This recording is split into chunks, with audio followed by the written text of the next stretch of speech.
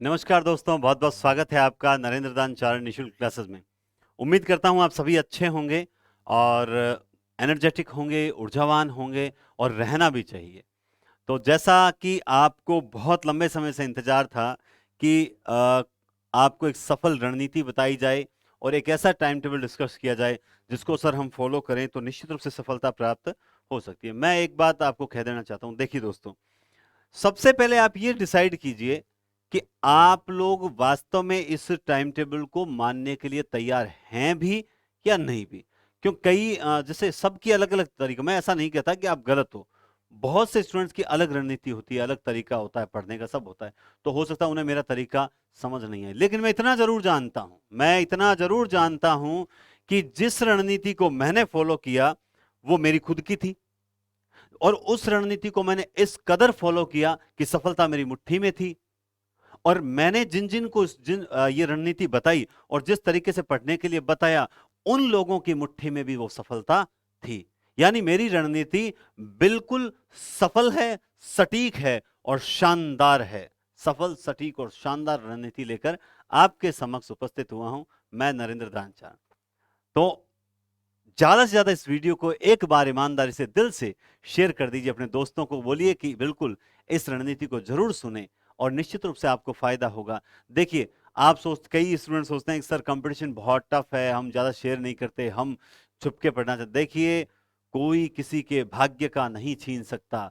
और आपकी मेहनत कितनी है, आप किससे छिपा रहे हो?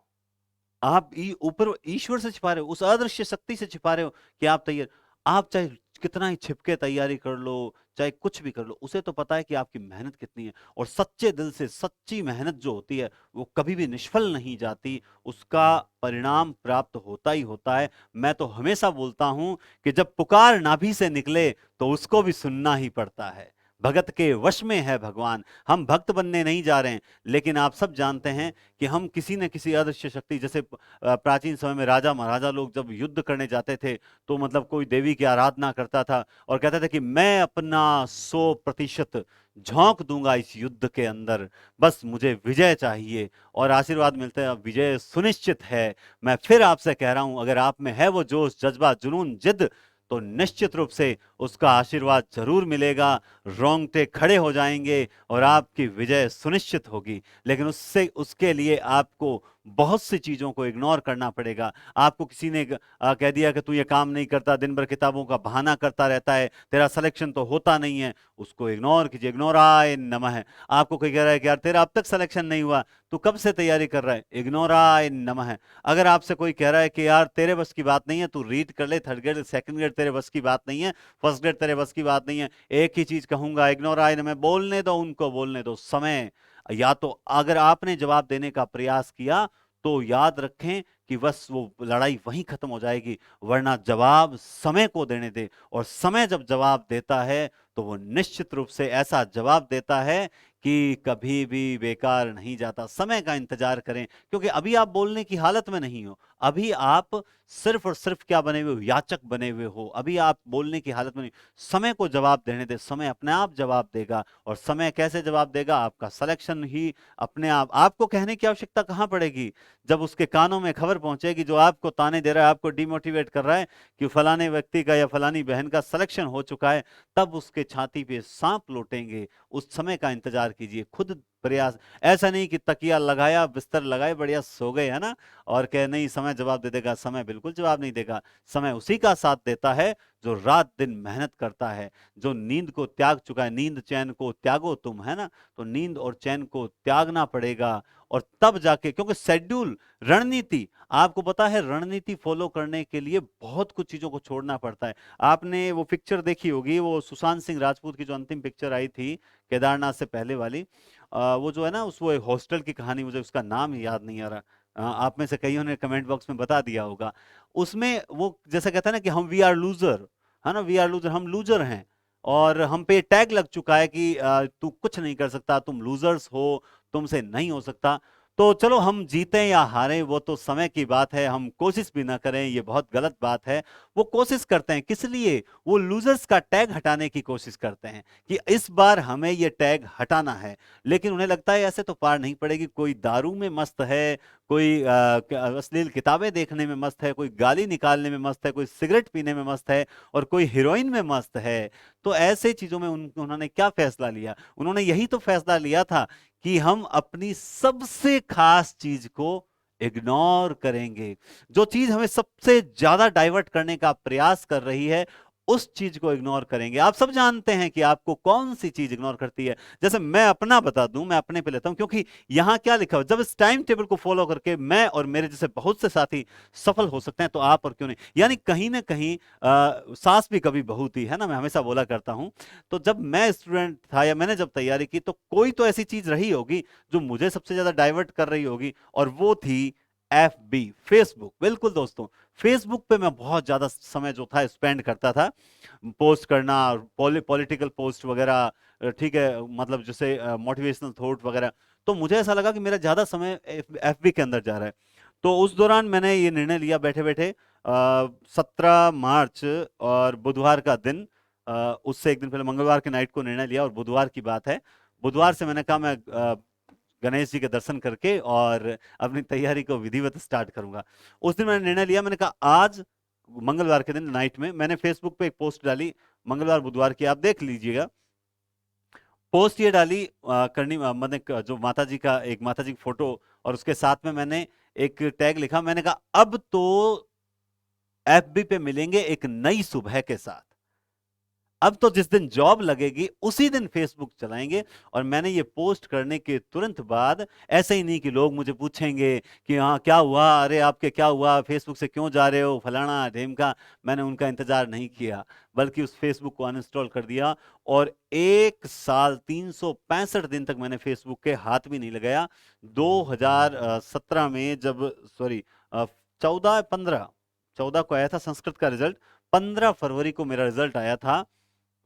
उस दिन मैंने ऑन किया, और ऑन करने के बाद मेरी पहली पोस्ट यही थी कि आज मेरा जो सिलेक्शन है वो 727वीं रैंक से हो चुका है। बिल्कुल, रैंक मायने नहीं रखती उस वक्त, पहले सिलेक्शन मायने रखता है। बिल्कुल हम रैंक के लिए लड़ते हैं, लेकिन हमसे पेपर में कुछ छोटी मोटी गलतियां हो जाती है। मेरी रैंक बहुत अच्छी आती क्योंकि मेरी तैयारी बहुत अच्छी थी, सबसे बड़ी बात। लेकिन जैसा कहते हैं ना कि कई बार डिप्रेशन इतना खतरनाक होता है कि हम आते हुए क्वेश्चन भी गलत भर के आ जाते हैं, सही किए हुए पेपर में लेकिन गलत भर के आ जाते हैं, ऐसा सबके साथ होता है।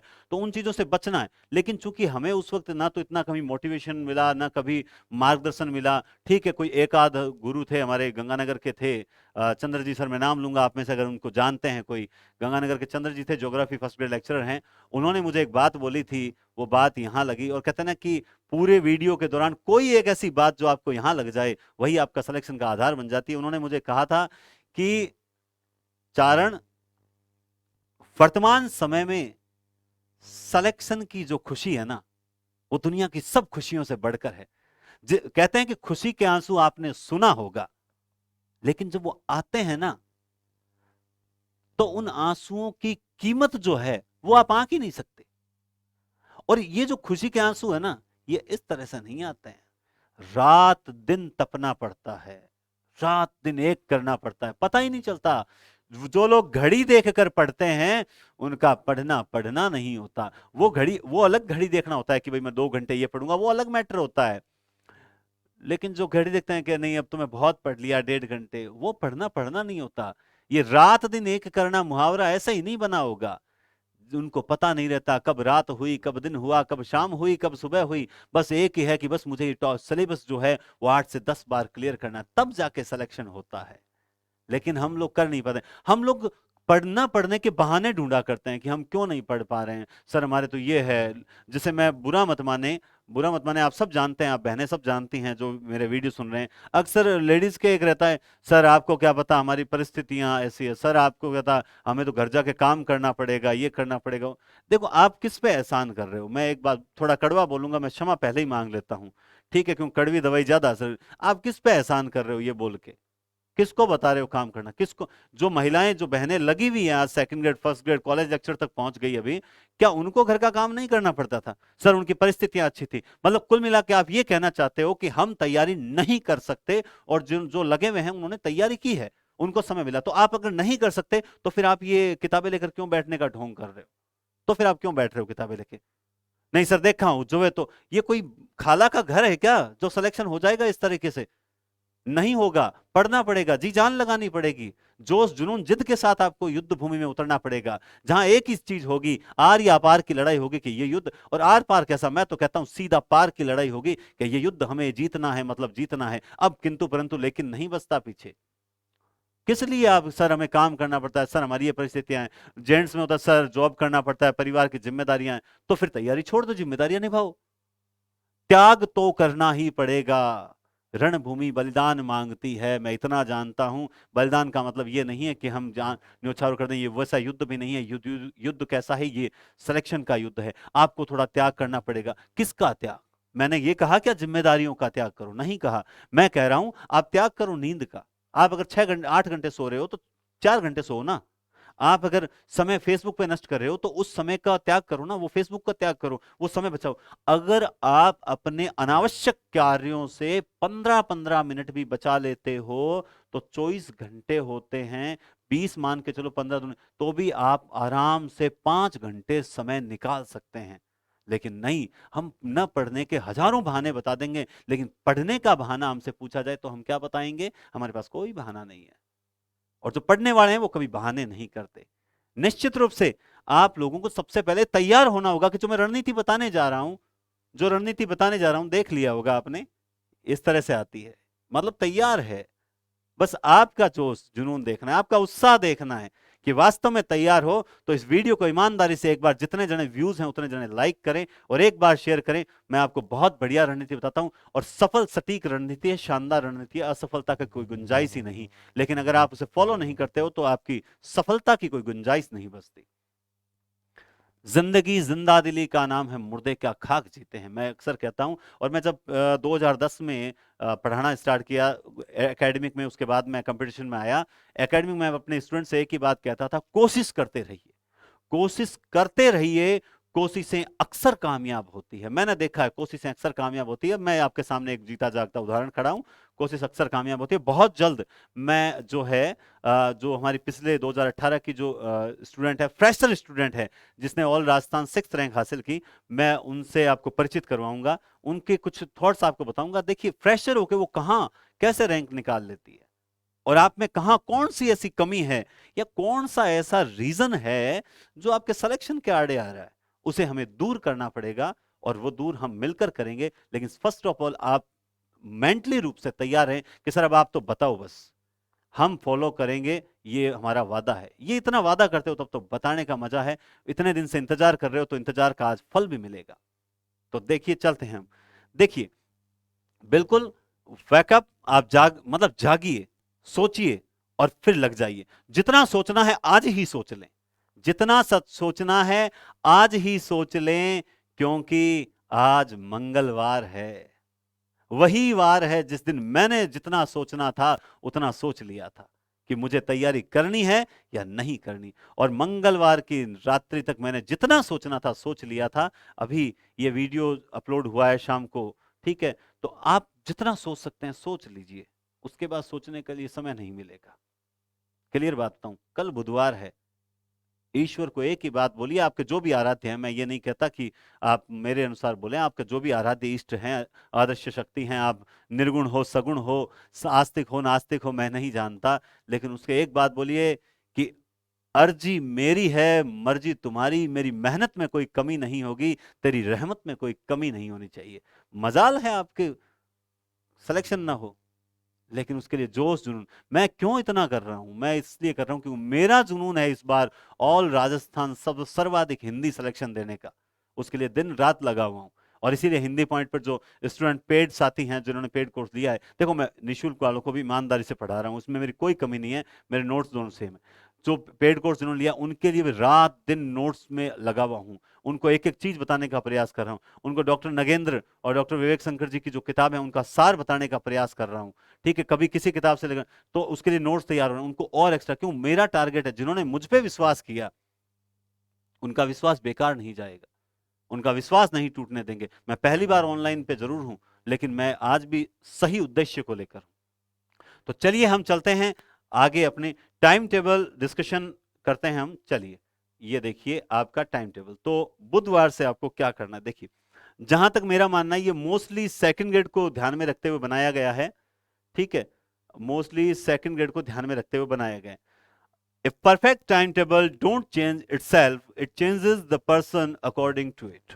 बिल्कुल, अगर आप एक सफल, आपने आर्मी जो जवान, आर्मी जवानों को देखा है कभी, वो कितने डिसिप्लिन में रहते हैं, अनुशासन और डिसिप्लिन सीखना तो उनसे सीखें, और वो मतलब एक आम जनता से थोड़ा हटकर ही चलते हैं, लेकिन सबसे खास बात है, इसीलिए तो वो स्पेशल है।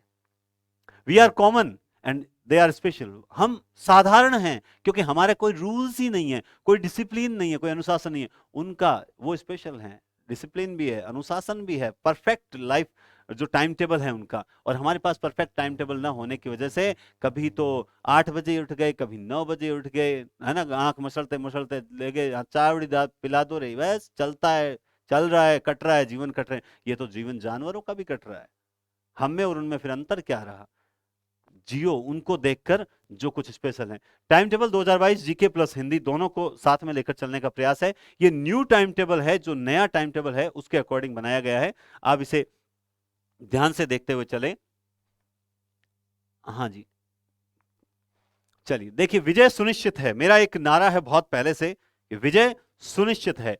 कहते हैं कि ये नारा मतलब कई जनों का ये टैगलाइन बन चुका है। पहले मेरा एक बता दूं, मेरा एक व्हाट्सएप स्टेटस भी रहता था पहले, आपको पता है, लिखा हुआ, तो लिखा था never give up, never give up. ये WWE जॉन सीना का जो है वो टैग है नेवर गिव अप। तो पहले मेरा जो आदर्श था वो नेवर गिव अप था। उसके बाद से अब जब आप लोगों के साथ जुड़ा तो मुझे लगा कि आप लोगों के लिए सबसे बेस्ट है विजय सुनिश्चित है।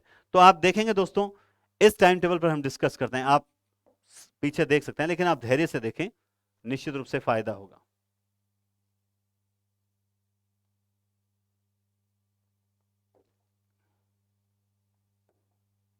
ठीक है, देखिए, सबसे पहले मैं हमेशा हर क्लास में बोलता हूं कि मनोविज्ञान पढ़ने का समय सुबह सुबह सबसे सर्वोत्तम, सबसे बेस्ट समय है। आप, मैं ये टाइम हालांकि हटाना चाहता था, लेकिन मैंने अपने हिसाब से आपको बताने का प्रयास किया। देखिए, आपको आजकल 6 बजे, आपको पता है, दिन आराम से हो जाता है। आप चाहो एक एज ए स्टूडेंट होने के नाते, तो आप चलो रात को देर, कईयों को रात को देर से पढ़ने की आदत होती है, तो उनको अकॉर्डिंग, जैसे मेरी रात को देर तक पढ़ने की आदत है, सुबह मुझसे इतना जल्दी नहीं उठा जाता है, जैसे कोई 3 बजे उठता है। मैंने ट्राई किया, मेरे से पार नहीं पड़ी। हाँ हाँ, ठीक है, मेरे से पार नहीं पड़ी, तो थोड़ा बहुत अपने अनुसार चेंज करना भी पड़ता है। तो मेरा शेड्यूल सुबह 6 बजे से लेकर 1.5 घंटे तक मनोविज्ञान पढ़नी है। कब तक पढ़नी है? टिल एग्जाम, जब तक एग्जाम नहीं हो मनोविज्ञान। 6 यूनिट है, पहले दिन आपको, पहली बार सिलेबस करोगे 10 से 12 दिन लगेंगे, दूसरी बार 6-6 दिन, 6-6 दिन, एक एक यूनिट 1.5 घंटे में बस रिवीजन रिवीजन। लोग उसको याद करने की कोशिश करते हैं, मैं कहता हूं 2 से 3 बार तो आप सिर्फ उसे पढ़ डालो ना, क्या दिक्कत है, सिर्फ पढ़ डालो एक बार, ताकि फ्रेशर्स के समझ में तो आए मनोविज्ञान चीज क्या है। हमें पता ही नहीं चल रहा है कि कौन सा चेतना का मनोविज्ञान है, कौन सा व्यवहारवाद है, क्या है, किसने दिया, अभिप्रेरणा क्या है, गिलफोर्ड क्या है, स्किनर क्या है, ये पता ही नहीं चल रहा। कईयों को कह रहे हैं सर टफ बहुत है, टफ बहुत है, समझ में नहीं आती। तूने समझने का प्रयास ही नहीं किया। देखो, offline is better than online, offline better है ऑनलाइन, ऐसा सुनते हैं। मैं कहता हूं कि ऑनलाइन में भी अगर ऑफलाइन जैसी सुविधा मिल रही हो, जैसा कि मैं देने का प्रयास करता हूं, तो ऑफलाइन के बराबर टक्कर का है ऑनलाइन। लेकिन इससे भी सर्वोत्तम क्या मानता हूं मैं? किताबों से पढ़ना।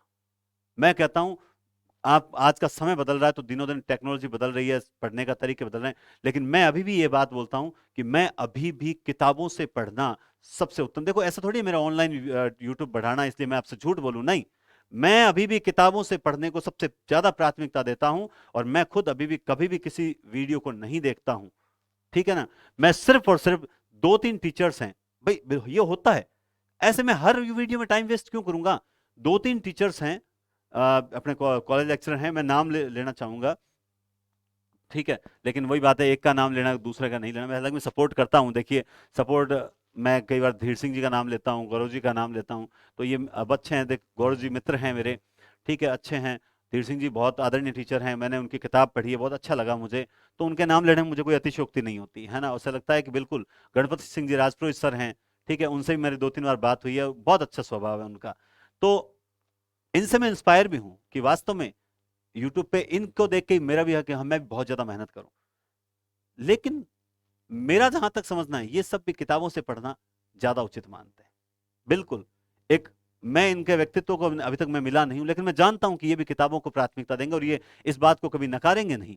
मैं उनसे बहुत छोटा हूं इस मामले में, यूट्यूब मामले में, लेकिन इस बात को वो नकार नहीं सकते कि किताबों से पढ़ना सबसे श्रेष्ठ पढ़ना है। आप मनोविज्ञान की किताब उठा लीजिए, मैं किताबों के नाम बताने में मतलब बिल्कुल नहीं छिपाऊंगा। आप प्रभात जरूर पढ़ें। फ्रेशर्स स्टूडेंट को समझ में आती है प्रभात क्या है, प्रभात से मनोविज्ञान समझ में आती है, अगर आपके पास है तो पढ़ें। इसके अलावा दूसरी सेकंड बुक जो है, वो आप चाहे तो मान लो फर्स्ट रैंक ले लें, आपके पास जैसे मान लो सिखवाल है वो ले लें, या फिर मान लो अवनी प्रकाशन धीर सिंह जी वाली किताब वो ले लें, आपको जो अच्छी लगे, आपको जो लैंग्वेज समझ आए वो लीजिए, मैं किसी का प्रचार नहीं कर रहा, लेकिन वो ले लीजिए। मनोविज्ञान टिल एग्जाम अगर आप पढ़ते हो तो एक भी प्रश्न गलत नहीं होगा। क्या मानते हो इस चीज को? आप क्या करते हो, आज मनोविज्ञान पढ़ी, कल प्रश्न उत्तर किए, समझ में आए नहीं, और साहब मनोविज्ञान समझ में नहीं आ रही, बहुत जल्दी फैसला ले लिया। पेशेंस रखना होगा, मेरे में तो नहीं है पेशेंस, लेकिन पढ़ने के मामले में मेरे में पेशेंस है। मेरे वहां धैर्य नहीं, मुझे गुस्सा बहुत जल्दी आता है, लेकिन पढ़ने में पेशेंस बहुत है कि हाँ ये चीज समझ नहीं आ रही, कोई बात नहीं, इसे दूसरी बार पढ़ते हैं, दूसरी बार समझ में नहीं, कोई बात नहीं, इसे तीसरी बार पढ़ते हैं। इस मामले में पेशेंस बहुत है। आप उसके बाद में जो 8 से 10 वाला, 10:30 वाला टाइम है, क्योंकि इस वक्त फिर काम की जल्दी रहती है, कुछ लोग लाइब्रेरी चले जाते हैं, कुछ लोग, इसको आप थोड़ा बहुत अपने ऊपर से सेट करें। आप स्नातक पाठ जो है उसे नियम से 1.5 घंटा पढ़ें। देखिए किताबों का भार अब बहुत कम हो चुका है, 1.5 घंटा स्नातक पढ़े, निश्चित रूप से फायदा होगा। अब की बार स्नातक का पाठ क्यों बहुत बड़ा हो चुका है, वो अब पाठ विस्तृत हो चुका है, तो इसलिए आपको स्नातक पढ़नी चाहिए। फिर आपका जो दोपहर का टाइम है, आराम से चाय की चुस्की लगाइए और बढ़िया तरीके से गाइड खोलें, नोट्स लेवें, आपका जो भी आपके पास मैटर है। लेकिन एनसीईआरटी की 9वीं 10वीं की राजस्थान जी की किताब मत छोड़ देना। वो छोड़ दी तो याद रखना बहुत गड़बड़ हो जाएगी। अगर 3 प्रश्न भी उसमें से आ गए ना बढ़िया, जो गाइडों में नहीं मिलेंगे, तो मारे जाओगे। मैं इसलिए बोल रहा हूं उन किताबों को मत छोड़ना। अगर आपके पास नहीं है तो मेरे पूरे एनसीईआरटी जो 9वीं 6ठी से लेकर 10वीं की राजस्थान जीके की जो किताबें हैं उसके ऑब्जेक्टिव बनाए हुए हैं, और वो ऑब्जेक्टिव बहुत जल्द मैं अपने टेलीग्राम चैनल, जो एनडीसी क्लासेस नाम से जो टेलीग्राम चैनल है, एनडीसी क्लासेस, उसे ज्वाइन कर ले, वहां पर मैं उसका लिंक डाल दूंगा। और वो भी ज्यादा से ज्यादा कुछ नहीं, सिर्फ निःशुल्क ही डाल दूंगा। राजस्थान जीके तो होगा, तो मतलब देखो उसमें यूं होगा कि 5-10 रुपए तो वो स्टूडेंट से लेने जरूरी होते हैं, ठीक है ना, 51 रुपए तक तो लेने जरूरी होते हैं, क्योंकि वरना वो फिर देखता ही नहीं है, तो थोड़ा बहुत जरूरी भी है। तो इसलिए आप राजस्थान जीके की, आप जो भी गाइड पढ़ रहे हो, एनसीईआरटी में वादा करता हूं आपको इस जून महीने के अंत तक आपको सूचना मिल जाएगी ग्रुप के अंदर, ठीक है। उसके बाद आप देखें व्याकरण। व्याकरण के लिए आप आराम से 2 से 4 जो है वो पढ़ें। अब इसमें 2 से 4 देखो टाइम दे दिया। अब मैंने एक समय तय किया है कि मेरी क्लास जो है अब व्याकरण की रात को 9 बजे नहीं आएगी, बल्कि दोपहर में 1-1:30 बजे के आसपास आएगी। फिक्स टाइम कर दूंगा 1 बजे, ठीक है। तो आप 1 बजे, अगर कोई दूसरा वीडियो चल रहा है तो आप 2 बजे देख लें, कोई दिक्कत नहीं। तो 1 घंटा, जैसे मान लो आज मैंने, मेरे मेरे मेरे साथ चलें, व्याकरण में मेरे साथ चलें, मैं उपसर्ग पढ़ा रहा हूं जैसे अभी, तो आप क्या करो, उपसर्ग एक मेरा वीडियो देख लिया, अब आपके पास जो भी किताब है उसमें से उपसर्ग देखने लग जाओ। तो 3 दिन में मैं उपसर्ग कंप्लीट करूंगा, और 3 दिन में आप भी 1 घंटे आप मेरा वीडियो देख रहे हो, 1 घंटे आप किताब देख रहे हो, तो 3 दिन में आपके उपसर्ग बहुत बढ़िया हो जाएंगे। फिर अगले 3 दिन में पढ़ते हो जाएंगे, और फिर बाद में जब रिवीजन करवाऊंगा तब एक एक दिन में एक एक टॉपिक होगा। तो व्याकरण का पूरा जिम्मा मुझे सौंप दे, मैं आपको बढ़िया तरीके से बढ़िया करवा दूंगा, कोई दिक्कत वाली बात नहीं है। ये देखो, ये सारा प्रयास निःशुल्क ही है, इसमें नहीं। वो कुछ स्टूडेंट आता है, नहीं सर हमें तो आपकी ऑफलाइन क्लास चाहिए, तो उनके लिए वो सुविधा हिंदी पॉइंट पे कर रखी है, ठीक है। तो ये चीज आपको मिल जाएगी। अब रही बात दोस्तों, मेरा सबसे फेवरेट पार्ट और सबसे फेवरेट समय, बिल्कुल, बीकानेर में आंधी बहुत आती है, ऐसा आपने सुना होगा, गंगानगर बीकानेर आंधियों में गंगानगर एक नंबर चलता है, बीकानेर में बहुत आंधी आती है। और जब हमारे यहाँ आंधी आती थी तो हमारे यहाँ लाइट चली जाती थी, हमारे यहाँ लाइट चली जाती, लेकिन लाइट जाओ चाहे कुछ भी जाओ, शिक्षण विधियां 5 से 6 पढ़नी है, मतलब पढ़नी है। ये क्लियर था। किताबों पे मिट्टी आ रही है, घूमते घूमते पढ़ना है। दरवाजे खोलने पड़ते हैं क्योंकि लाइट चलेगी, खिड़कियां खोलेंगे क्योंकि हवा नहीं आएगी, अंधेरा होगा तो रोशनी के लिए खिड़कियां खोलेंगे, खिड़की खोलेंगे तो आंधी मिट्टी आएगी। आए तो आए, लेकिन 5 से 6 1 घंटा शिक्षण विधियां पढ़नी है। चाहे 2 पढ़ी किसी दिन 5 से 7 रिवीजन कर ली बाद में अंत में आकर। तो शिक्षण विधियां 1 घंटे। और इसीलिए जो मेरे नोट्स हैं वो मैंने 17 बार पढ़े थे। कितनी बार पढ़े थे? और बहुत जल्द वो नोट्स आप लोगों से शेयर भी करने का प्रयास करूंगा। सारे व्याकरण के और शिक्षण विधियों के नोट्स भी आपसे शेयर करने का प्रयास करूंगा। आपसे जो इंटरेस्टेड हो वो जरूर ले लें। ठीक है? तो शिक्षण विधियों से, और मेरे शिक्षण विधियों में 20 में से कोई एक प्रश्न गलत हुआ था, वो भी मैं बताया करता हूं। कोलंबिया या हार्वर्ड विश्वविद्यालय वाला एक गलत हुआ था क्योंकि वो नोट्स में था नहीं। अब चाहे वो सरल प्रश्न था, सबके सही था, लेकिन वो मेरे नोट्स में नहीं था, इसलिए मुझे याद नहीं था और मेरी गलती हो गई। सर इतना इजी गलत कर दिया। भाई इजी गलत होता है, कठिन प्रश्न कभी गलत ही नहीं होता, है ना? तो 5 से 6 शिक्षण विधियों पे समय नॉन स्टॉप। कब तक? एग्जाम तक। एक तो इस पे और एक मनोविज्ञान पे, इन 2 पे एग्जाम तक समय दिया और उसका रिजल्ट आपके सामने है कि नरेंद्र दान चारण आज आपके सामने आपके मार्गदर्शक के रूप में खड़ा है। बहुत से लोग इग्नोर करते हैं, लेकिन बहुत से लोग मुझे अनुसरण भी करते हैं, और मैं उनसे यही कहता हूं कि आपसे ज्यादा मेहनत मैं करूंगा आप लोगों के लिए। उसके बाद देखिए भारत का जीके, जो आप, मैं सीधा शॉर्ट में लिख दिया भारत जीके, जो आपके फर्स्ट पेपर के अंदर भारत जीके का पार्ट है, ज्योग्राफी वगैरह है, पॉलिटी वगैरह। तो जैसा कि गांधी जी तो हटा दिए हैं सेकंड ग्रेड में से, तो अब पार्ट भी थोड़ा सा कम हो रह गया है, लेकिन वो नहीं हटाने चाहिए थे, हटाने चाहिए थे, इस पर मैं कोई टिप्पणी नहीं करना चाहता। तो जो भारत के जीके का पार्ट है उसे आप 1.5 घंटा देखिए। सबसे बड़ा देखिए, 7:30 से आधा घंटा मैंने यहाँ पे रेस्ट दिया है, 10:30 से 1.5 घंटा यहाँ काम करने के लिए दिया है जो घर में है। लाइब्रेरी वालों के लिए तो कोई दिक्कत ही नहीं है। 12 से 2 है, 2 से 4 है, 4 से 5 1 घंटा फिर गैप है यहाँ पर, 5 से 6, फिर 6 से 7 2.5 घंटे यहाँ पर काम करने के लिए आप निकाल सकते हैं। उसके बाद 9 से 10:30 फिर 1.5 घंटा और दिया है, ताकि इसमें भी आप, गर्मियों के दिन है, काम लेट करते हो तो भी निकाल सकते हो। और 10:30 से ये तीसरा मेरा फेवरेट समय, क्योंकि मैं अक्सर साहित्य को रात को ही पढ़ता था, क्योंकि साहित्य मैंने पढ़ा हुआ था पहले, और साहित्य मेरे पढ़ा हुआ होने के कारण मुझे ऐसा लगता था, एक छोटा सा बोर्ड है मेरे पास में, व्हाइट बोर्ड, आप सबके बोर्ड लगा लिया और आज आदिकाल ले लिया, और आदिकाल रिवीजन करते गए, और रचनाएं जो आई, गोरखनाथ की आई, प्राण संकली वगैरह है ना, तो सारी रचनाओं को लिखा, फिर 2-3 बार बिना देखे बोला, और पूरा आदिकाल आज पढ़ना है। अच्छा, उसमें एक रिव्यू, एक मेरा नियम था। नियम क्या था कि आदिकाल आज ले लिया, अब मैंने स्टार्ट कर लिया जैसे 10:30 बजे, तो 10:30 से लेकर, चाहे उसके बाद वो 12 से मुझे 1 भी बज गए, जब मैंने सोच लिया कि आजादी काल पूरा करना है, तो 1 भी बज गए, कई बार 2 भी बज गए, क्यों कई बार ये होता था कि स्नातक पार्ट जो था, पहले आपको पता किताबें और थी, तो यहाँ पे मैं किताबें पढ़ता था, तो स्नातक पार्ट यहाँ पर लेता था। तो उसके कारण क्या हुआ कि कई बार स्नातक में रामचंद्र शुक्ल के निबंध वगैरह में 2.5-3 घंटे लग जाते थे एक निबंध पढ़ने में। तो उस दौरान मेरा टाइम हो जाता था 11 बजे। तो 11 बजे भी अगर मान लो 11:30 बजे मैं साहित्य, लोग 11 बजे सोचते हैं कि नहीं नहीं यार अब तो बहुत लेट हो गया, अब तो सोना है। क्यों सोना है? पढ़ना है, मतलब पढ़ना है। तो 11:30 बजे लेके बैठता, तो कई बार 2:30 से 3 भी बजते थे, 2:30-3 भी बजते थे कि हाँ आज ये साहित्य आदिकाल कंप्लीट करना है। इसमें ये नहीं होता कि हमने सर 5 घंटे पढ़ के सीट निकाल ली अपने आप, मतलब आप इतने घंटे पढ़ रहे हो, कोई जरूरी नहीं है आप 5 घंटे पढ़ के सीट निकाल सकते हो, ये कर सकते हो, वो कर सकते हो।